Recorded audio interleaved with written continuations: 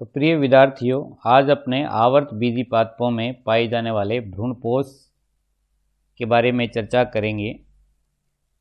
आवर्त बीजी पादपों में भ्रूणपोष का निर्माण द्विनिषेचन एवं त्रिकसलयन की क्रिया के द्वारा होता है। द्विनिषेचन एवं त्रिकसलयन की खोज सर्वप्रथम नवाश्चिन ने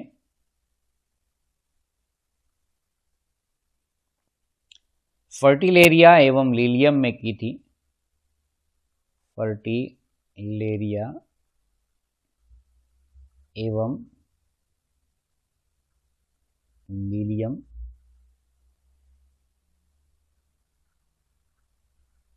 इस क्रिया के अंदर जो दो नर युग्मक होते हैं उनमें से एक नर युग्मक अंड कोशिका के साथ संयुक्त होता है और जिससे युग्मनज का निर्माण होता है,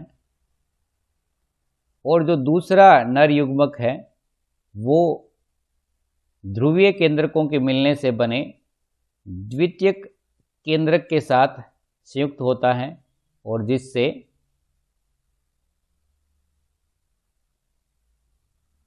प्राथमिक भ्रूणपोष केंद्रक का निर्माण होता है। तो इस क्रिया में दो बार निषेचन की क्रिया होती है, एक अंड कोशिका के साथ और दूसरा द्वितीयक केंद्रक के साथ, तो इसलिए इसको द्विनिषेचन कहते हैं। और इसमें तीन केंद्रकों के साथ एक साथ संलयन होता है, दो जो ध्रुवीय केंद्रक होते हैं उनमें और एक जो नर युग्मक का केंद्रक होता है उसके अंदर, तो इसलिए इसको त्रिकसलयन की क्रिया कहते हैं और इसकी खोज की थी नवाश्चिन ने। द्विनिषेचन और त्रिकसलयन की जो क्रिया है वो केवल आवर्त बीजी पादपों में ही पाई जाती है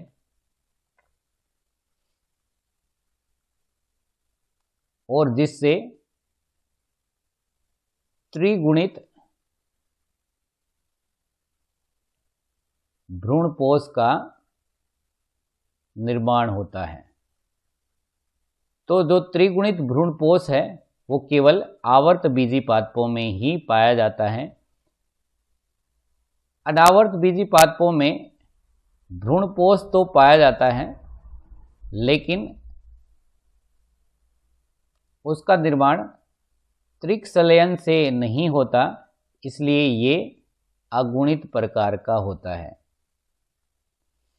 तो आवर्त बीजी पादपों में जो भ्रूणपोष होता है वो त्रिगुणित होता है और आवर्त बीजी पादपों में ये अनावर्त बीजी पादपों में ये अगुणित प्रकार का होता है।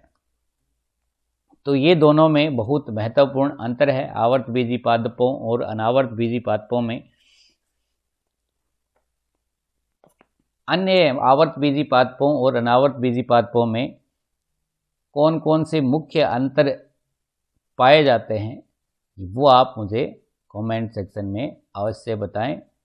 आवर्त बीजी और अनावर्त बीजी पादपों में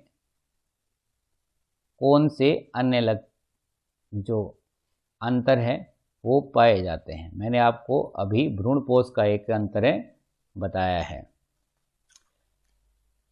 तो आवर्त बीजी पादपों में भ्रूणपोष का निर्माण द्विनिषेचन और त्रिकसलयन से होता है और ये भ्रूणपोष त्रिगुणित प्रकार का होता है। विकास की प्रक्रिया के आधार पर अगर अपने देखें कि जो प्राथमिक भ्रूणपोष केंद्रक है उससे भ्रूणपोष का निर्माण किस प्रकार से होता है, तो आवर्त बीजी पादपों में तीन प्रकार के भ्रूणपोष पाए जाते हैं। पहला भ्रूणपोष है केंद्रकीय भ्रूणपोष, जिसको इंग्लिश में कहते हैं न्यूक्लियर एंडोस्पर्म। दूसरा प्रकार है कोशिकीय भ्रूणपोष, जिसको इंग्लिश में कहते हैं सेल्यूलर एंडोस्पर्म। और जो तीसरा प्रकार है वो कहलाता है हेलोबियल एंडोस्पर्म। तो इन तीनों में क्या अंतर पाया जाता है विकास के आधार पर, वो अपने देखते हैं। तो प्रारंभ में ये प्राथमिक भ्रूणपोष केंद्रक है।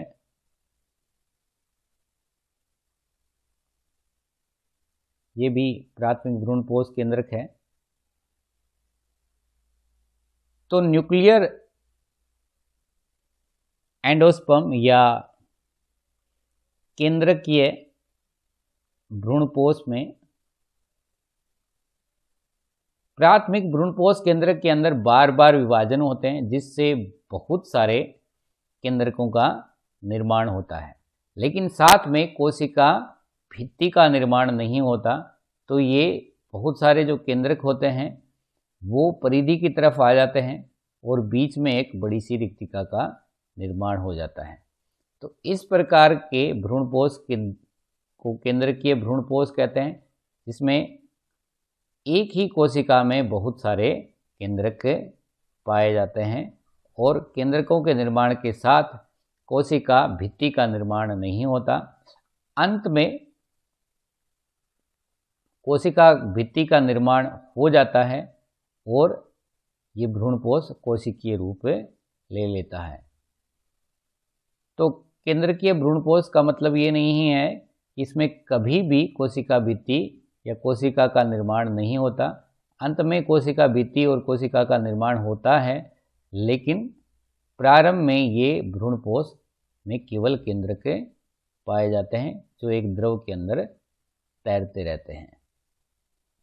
सामान्यतया आवर्तबीजी पादपों में इसी प्रकार का भ्रूणपोष पाया जाता है और 56% या 56% आवर्तबीजी जो पादप हैं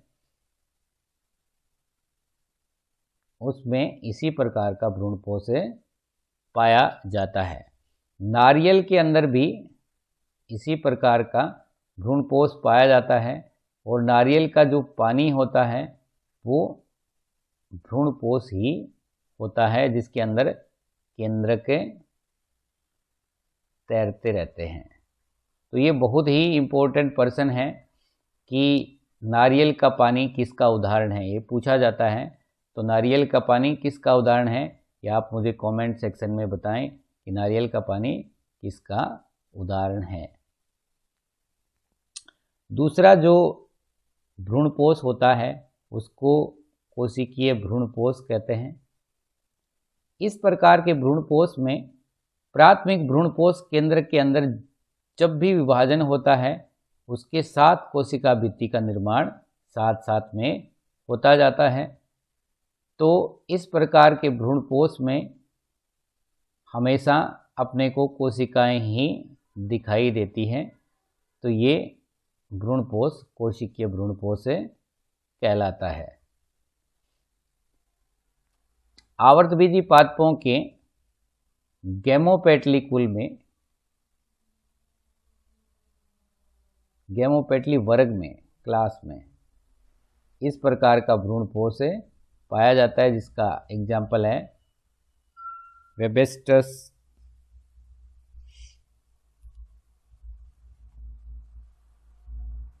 वर्बेस्टस। गैमोपेटली वर्ग में कैसे पादप आते हैं? ऐसे पादप जिनके अंदर पेटल जुड़े रहते हैं आपस में। गैमो का मतलब होता है जुड़े रहना और पेटल का मतलब होता है दल। तो इस प्रकार के पादपों में जो दल होते हैं वो आपस में एक दूसरे के साथ संयुक्त होते हैं। हेलोबियल प्रकार का जो भ्रूणपोष होता है उसमें ऊपर वाली दोनों ही गुण पाए जाते हैं। तो इस प्रकार के भ्रूणपोष में जो प्राथमिक भ्रूणपोष केंद्रक होता है उसमें प्रथम विभाजन से 2 केंद्रकों का निर्माण होता है और उसके साथ कोशिका भित्ति का निर्माण भी हो जाता है। इसमें दो कोशिकाओं का निर्माण होता है, जिसमें एक कोशिका आकार में बड़ी होती है और दूसरी कोशिका आकार में छोटी होती है।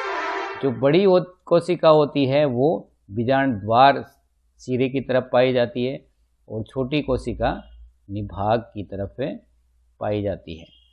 अब बड़ी कोशिका के केंद्रक में लगातार विभाजन होते हैं, लेकिन कोशिका भित्ति का निर्माण नहीं होता, तो बहुत सारे केंद्रकों का निर्माण एक ही कोशिका में हो जाता है।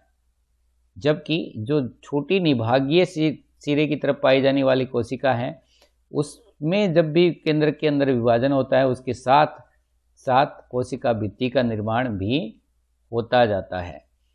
तो ऊपर वाली बड़ी वाली जो कोशिका होती है, उसमें भ्रूणपोष का निर्माण केंद्रकीय भ्रूणपोष के प्रकार से होता है, और नीचे वाली जो कोशिका होती है उसके अंदर जो कोशिकीय प्रकार से भ्रूणपोष का निर्माण इसमें होता है। तो इसमें हेलोबियल प्रकार में अपने को एक दोनों प्रकारों का इसमें साझा दिखाई देता है, और ये भ्रूणपोष जो एक बीजपत्री पादप होते हैं उसका एक गण होता है जिसको का नाम है हेलोबियल। तो उसमें इस प्रकार का भ्रूणपोष पाया जाता है और इसीलिए इसको हेलोबियल भ्रूणपोष कहते हैं। तो ये तीन प्रकार के भ्रूणपोष हैं। ये केंद्रकीय भ्रूणपोष है जिसमें परिधि की तरफ बहुत सारे केंद्रक हैं, बीच में एक बड़ी सी रिक्तिका है और कोशिका भित्ति का निर्माण इसमें नहीं दिखाई देता। कोशिकीय प्रकार के भ्रूणपोष में कोशिका भित्ति का निर्माण कोशिका निर्माण केंद्रक निर्माण के साथ साथ ही होता जाता है, और ये जो भ्रूणपोष है वो हमें हमेशा कोशिकीय ही दिखाई देता है। हेलोबियल प्रकार में जो बड़ी कोशिका होती है उसमें मुक्त केंद्रक पाए जाते हैं, और जो नीचे की छोटी कोशिका होती है निभागीय सिरे की तरफ जो प्रथम विभाजन के बाद कोशिका बनती है, उसमें कोशिकीय प्रकार का भ्रूणपोष का निर्माण होता है। तो ये तीसरा प्रकार हो गया हेलोबियल प्रकार। अब अपने भ्रूणपोष के कार्य के बारे में चर्चा करते हैं। तो भ्रूणपोष का कार्य विकासशील भ्रूण को पोषण प्रदान करने का होता है।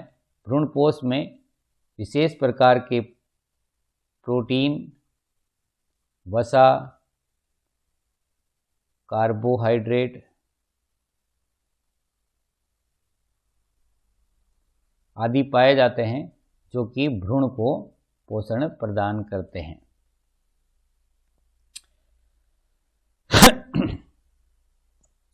जब भ्रूण के निर्माण में संपूर्ण भ्रूणपोष का उपयोग नहीं होता तो कुछ मात्रा में ये बचा हुआ भ्रूणपोष बीज के अंदर भी पाया जाता है, और ऐसे बीज भ्रूणपोषी बीज कहलाते हैं।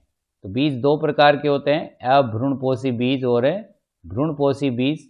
तो ऐसे बीज जिसके अंदर कुछ मात्रा में भ्रूणपोष बचा हुआ पाया जाता है उसको भ्रूणपोषी बीज कहते हैं। और उस केस में जब बीज के अंदर भ्रूणपोष पाया जाता है तो ये भ्रूणपोष नवोद्भिद को भी भोजन प्रदान करता है। भ्रूण के साथ साथ नवोद्भिद को भी भोजन प्रदान करता है। नवोद्भिद क्या होता है? बीज के अंकुरण के बाद जो प्रथम पादप निर्मित होता है उसी को नवोद्भिद कहते हैं।